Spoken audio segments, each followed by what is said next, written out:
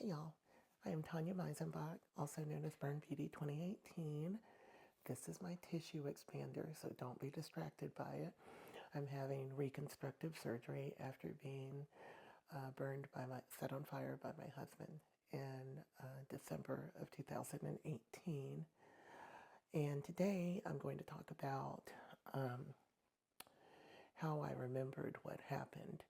If you haven't subscribed already, please click and subscribe. We'll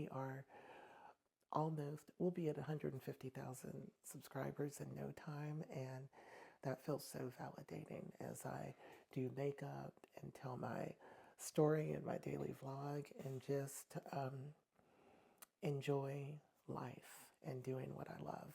So thank you for subbing.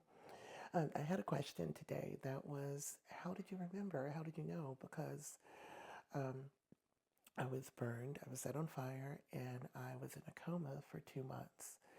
And when I woke up, my I believe to be narcissistic, this is not a diagnosis, but he fits the bill of everything I've heard. And I was, with him for 15 years, telling me that it's an accident and he's going to take care of me for the rest of my life. Now he understands what a jerk he's been for 15 years, lying, turning off, disappearing.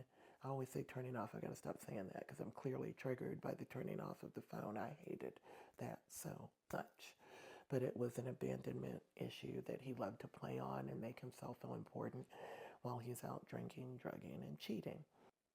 After all those years of that kind of behavior, thinking, okay, well, God is good, that now I'm finally going to have the marriage that I've been trying to have for 15 years because I was always struggling, always trying to be better because he always made me feel like everything was my fault when he was doing bad things consistently from day one. He's lying, he's cheating, and I'm sure he's telling all his friends and family that he's an angel. He's tolerating me. It was a good thing to hear. It is exceptionally hard to believe that someone that loves you will set you on fire or try to kill you, because even if they're a jerk, that doesn't make them a sociopath. And I don't know that he is. That's not a diagnosis, but he set me on fire. So that is what it is. Now that I look back at it, it feels like a combination of really wanting to believe it and thinking that I definitely remembered what happened. But everything that I remembered was really what he told me. He was not questioned by the police. I had 3rd and 4th degree burns and had to be rushed to the hospital.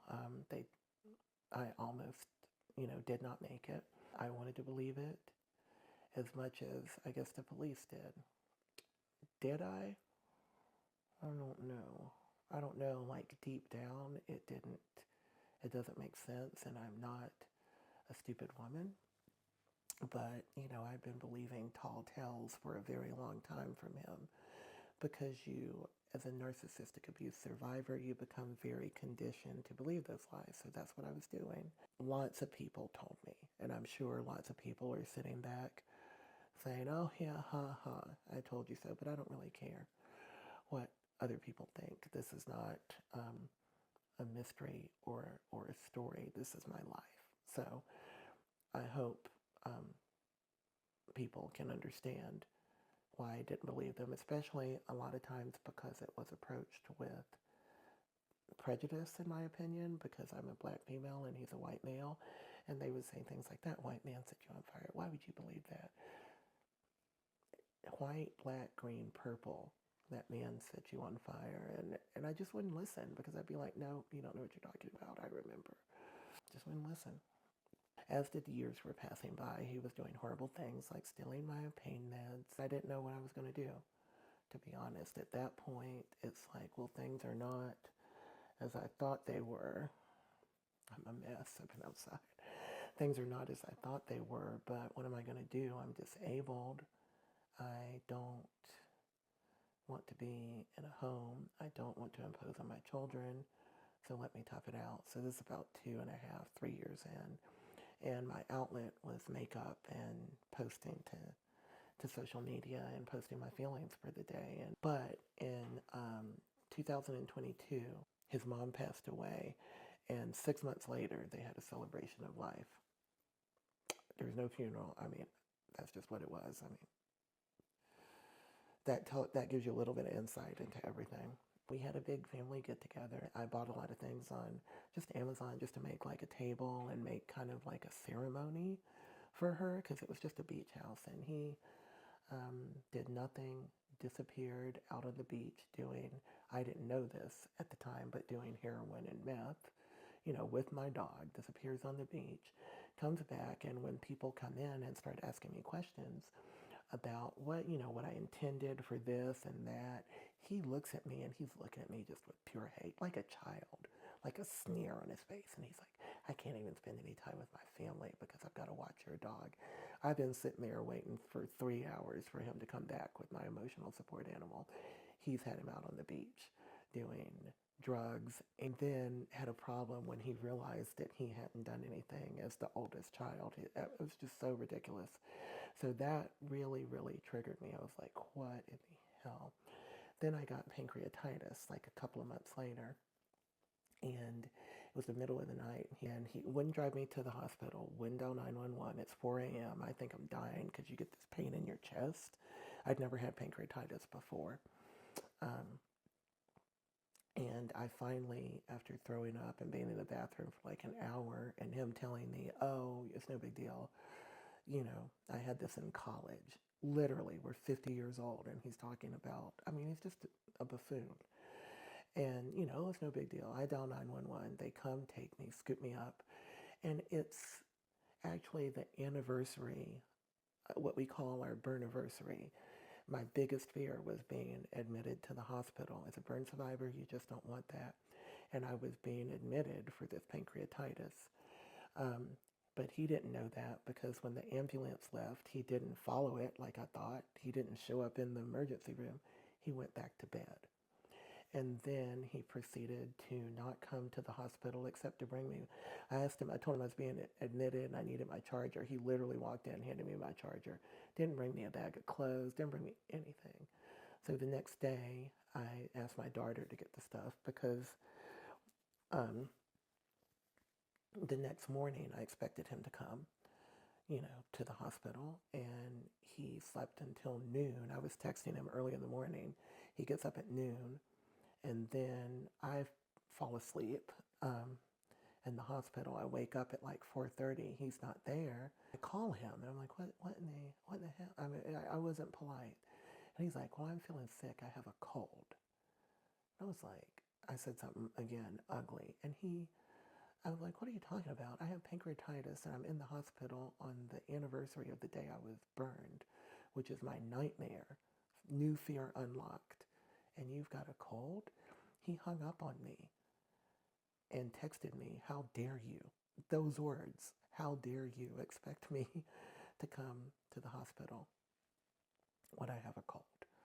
And he proceeded over the next 6 days to show up for about 5-minute increments. I told his brother that he wasn't coming, and he literally came late at night when they give you like the name tag, kept the name tag, like send him pictures as, like basically proof of life, proof of, so what? You got a tag and you came 5 minutes, because I ultimately blocked him. I was so angry that I blocked him. And I just kind of sat with myself in the hospital. I didn't really have anybody to call, but it was peaceful. And I was so angry when I got out. I mean, I was raging when I got out, trying to have marriage counseling and stuff, but I was raging, screaming. One therapist quit. I was so angry. I had that break that you get after you've endured so much narcissistic abuse. I was just furious. But he started carrying always a crossbody bag. He stepped outside and he was acting erratically, and I decided to check in his bag. And out fell heroin, cocaine, methamphetamines, all these different pills. I didn't know what everything was. I took a picture of it, called the police. He pretended to flush it and left. The police come. They say, oh, we can't do anything about a picture. And I was like, well, he just left with all the drugs, you know. Oh, we can't do anything about it. They arrested me based on an edited video that he presented them on a video. Edited video. I got arrested. But so earlier this year because he knew that I remembered what was happening and wanted to make me out to be the abuser because he's always a victim. Poor little sex offender, cheating, lying, druggy, set your wife on fire. Poor little guy. Anyway, they couldn't do anything about it. Anyway, with all that, memories are starting to come back. I mean, my mind was just under so much pressure. I stopped sleeping in the bed with him, started sleeping downstairs, and then I started doing TikTok live streams. Crazy part of the story is I started doing these live streams, and I would tell my story and do makeup every day. And the more I told my story, the more it didn't make sense. The more the images didn't match the words, because the words were what I'd been saying for years based on what he had told me in conversations, and things that I thought were my memories were not. They were things that I was told as I was waking up from a coma under fentanyl and paralytics and stuff. And all that stuff was repeated because I was in the hospital a total of 6 months, in the coma for 2 months. And as you wake up, you're very groggy, but he stayed with me every second of every day. I thought he had turned over a new leaf, but he was really just making sure nobody came to question me, or that I didn't say anything, or that nobody said anything to me, asking, you know, he was there to protect himself, not to care for me. I kind of went gently with it because it's kind of like, yeah, I think, you know, my memories are saying something different. And I remembered horrible things like being chased and the lighter thrown at me and the argument we were having before that. And it was just bad. And fortunately, I was in therapy at the time, and I asked my therapist, you know, is this real? Is this possible? Or, you know, like, am I tripping?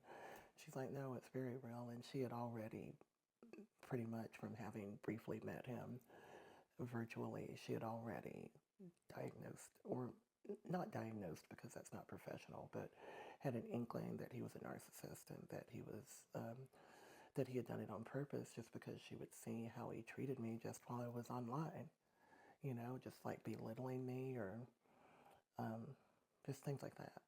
And so I contacted domestic violence advocates, and I contacted a divorce attorney that I couldn't afford at the time. Now it's like a year later, because I made some choices to help my son with the money I was making from TikTok rather than myself, and I don't regret that. But it was definitely a delay.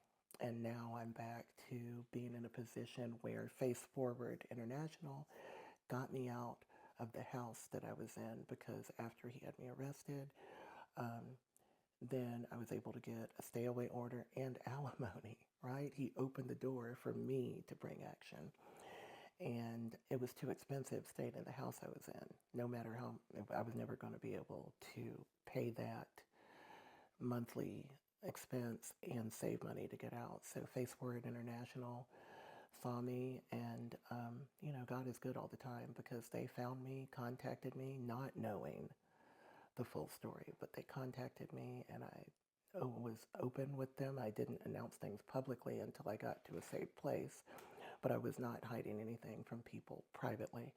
And I'm so glad for that, because when I told them that it was a result of domestic violence, they immediately looked into everything and then relocated me. Like within 40 days, I got out of that house that I was, you know, he was violating the order, texting, emailing, calling, sending messages with the alimony, Zelle, anything he could do. And he even showed up at the house a couple weeks before I left, maybe a few weeks. So I just wanted to get out without him knowing, because these guys are real loose cannons.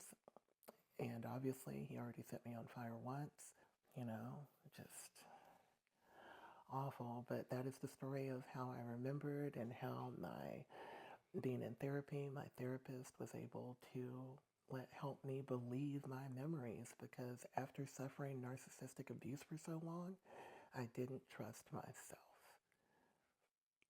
And that's what you lose in these situations, yourself. So that's enough for tonight. I love y'all. Please remember to subscribe. Thank you to all my members. They're about to roll. I appreciate you all so much. I appreciate every subscriber. Um, and I'll see you tomorrow, God willing.